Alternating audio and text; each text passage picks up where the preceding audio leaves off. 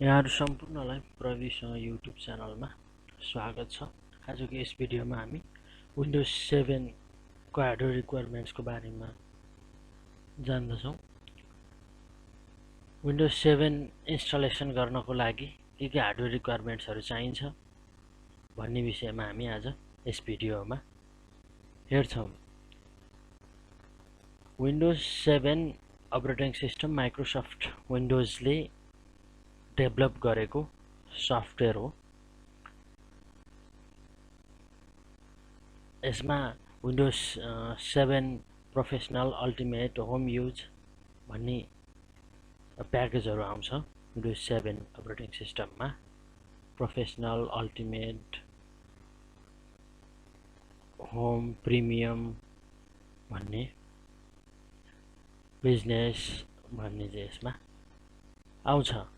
Windows 7 operating system चाहिँ दुईटा फर्म्याटमा छ, 32 बिट अपरेटिङ सिस्टम र अर्को छ 64 बिट अपरेटिङ सिस्टम। अब यो 32 बिट अपरेटिङ सिस्टम र 64 बिट अपरेटिङ सिस्टम भनेको चाहिँ यसको ट्रान्सफर रेट हो, यसको फास्ट कतिको फास्ट हुन्छ भन्ने कुरा यसले इन्डिकेट गर्छ। 32 बिट भन्दा 64 बिट अलिकति फास्ट हुन्छ। अब छ अर्को विन्डोज 7 अपरेटिङ सिस्टमको हार्डवेयर रिक्वायरमेन्टहरु के छ। हार्डवेयर रिक्वायरमेन्ट भन्नाले यसलाई चाहिने र्याम, प्रोसेसर र हार्ड डिस्कको स्पेस भन्ने बुझिन्छ। हेरौँ के चाहिन्छ त यसको लागि। 32 बिट अपरेटिङ सिस्टम हाल्नु पर्यो। Windows 7 32 bit operating system install गर्नको लागि प्रोसेसर कति चाहिन्छ त?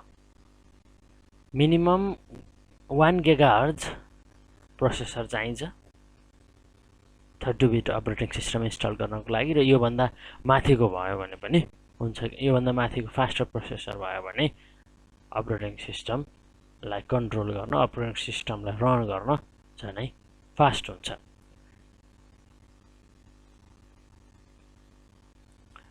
र्याम कति चाहिन्छ त? RAM minimum 1 gigabyte RAM space चाहिन्छ। त्यस्तै गरी hard disk 16 GB, minimum 16 gigabytes hard डिस्कको स्पेस चाहिन्छ, 16 जिबी। त्यस्तै गरी अर्को छ 64 बिट अपरेटिङ सिस्टमलाई कति चाहिन्छ त? प्रोसेसर मिनिमम 2 गिगाहर्ज अर अब फास्टर प्रोसेसर चाहिन्छ, 2 गिगाहर्जको चाहिन्छ। र्यामको सन्दर्भमा हेर्ने हो भने र्याममा स्पेस चाहिँ 2 जिबी चाहिन्छ, 2 गिगाबाइट्स र्यामको स्पेस चाहिन्छ। यदि 2 गिगाबाइट्स र्याम स्पेस छैन भने यो इन्स्टलेसन प्रोसेस अलि लेन्दी हुन्छ र इन्स्टलेसन गर्न पनि गाह्रो हुन्छ। 64 बिट अपरेटिङ सिस्टमको लागि मिनिमम 2 गिगाबाइट्स र्याम स्पेस चाहिँ चाहिन्छ। यसैले यसले हाम्रो ल्यापटप अथवा डेस्कटपमा 2 जिबी र्याम छ र हामीले विन्डोज 7 64 बिट अपरेटिङ सिस्टम हालेका छौँ भने यो रन चाहिँ स्लो हुन्छ।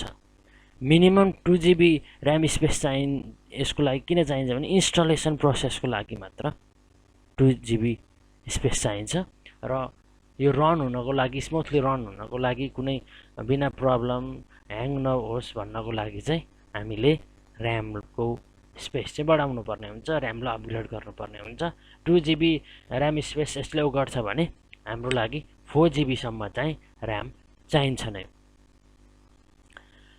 अब हार्ड डिस्कको स्पेस कति चाहिन्छ भन्दा मिनिमम 20 गिगाबाइट्स हार्ड डिस्कको स्पेस चाहिन्छ, यसको हार्डवेयरको स्पेस चाहिन्छ।